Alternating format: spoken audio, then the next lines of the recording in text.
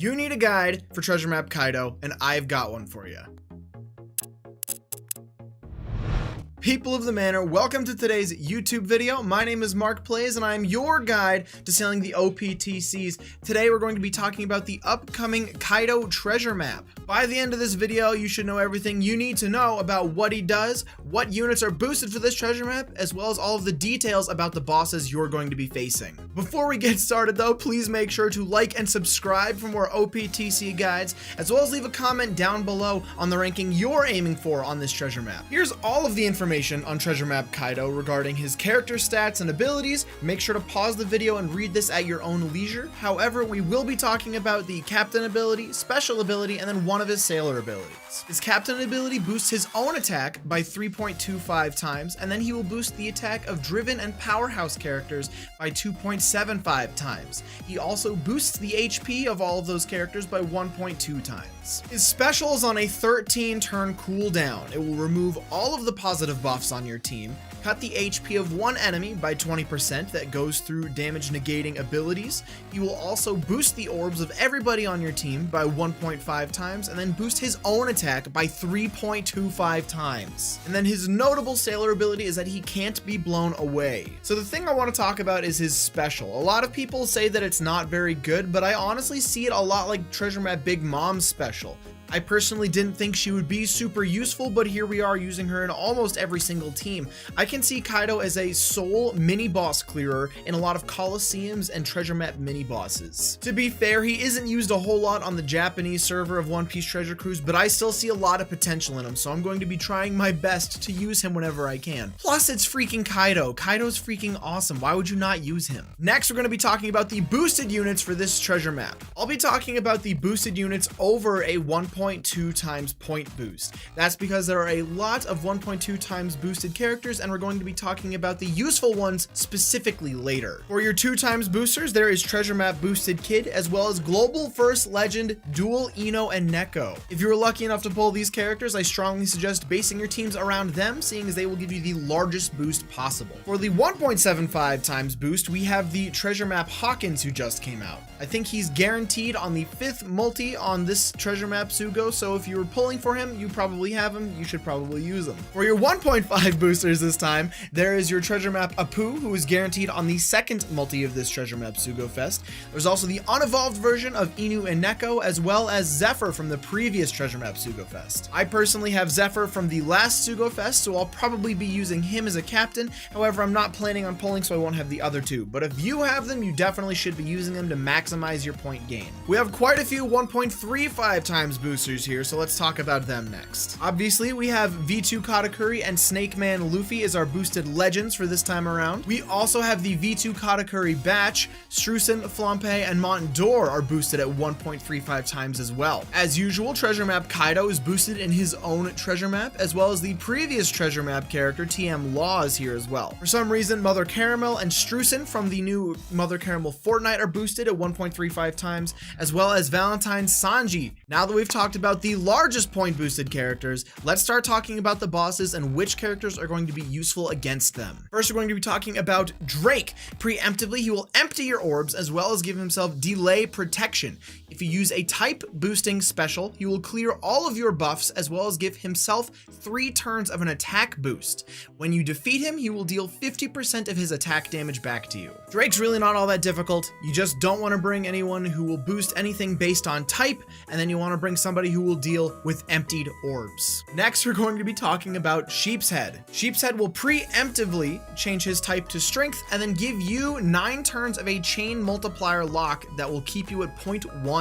Under 20% HP, he will reduce your attack by 90% for 3 turns. At the end of turn 1, he will give himself 4 turns of damage threshold, as well as apply a 99 turn end of turn damage debuff. Sheep's Head isn't difficult either. You just want to bring a chain locker such as Raid Boa, and from there you really just want to bring whatever other boosters you don't have on higher point boosted teams. He's really not all that difficult. Next, we're going to be talking about Caesar. My fiance brought me a smoothie.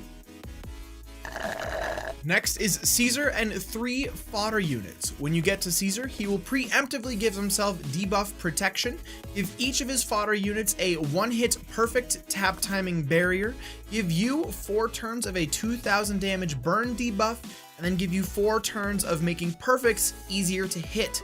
When you get him under 50%, he will bind 2 of your units for 4 turns. Caesar's not too difficult here. Treasure Map Whitebeard shines on this boss because Treasure Map Whitebeard will go through that perfect hit barrier and take care of all of the fodder, as well as give you a 2x orb boost since Caesar has a delay protection, and then boost his own attack and give himself a matching orb.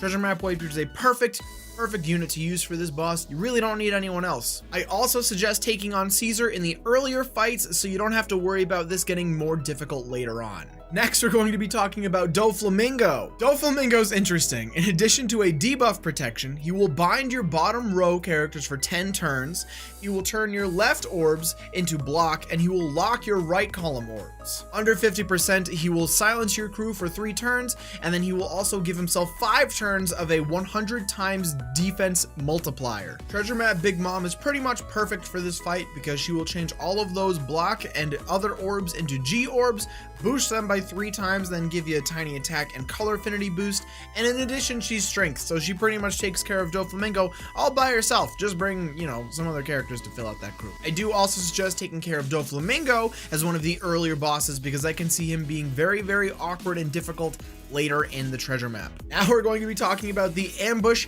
Kaido. Ambush Kaido has 3 stages. On the first stage, you will see some generic mobs. They will kill themselves and then lower your cooldowns. On stage 2, you will fight Kaido. You will preemptively lock your chain multiplier to 1.3 times for 8 turns. Stage 3 Kaido starts with half of his HP as well as debuff protection. Every turn, he will give you badly matching orbs and then also clear all of your defensive buffs. Under 20%, he will blow away 4 of your characters. On death, he will heal to full HP, give himself a 1-turn damage immunity buff, and then double his attack until the end of the fight. I finished my smoothie already. So for Kaido, there's really 2 things you want to deal with.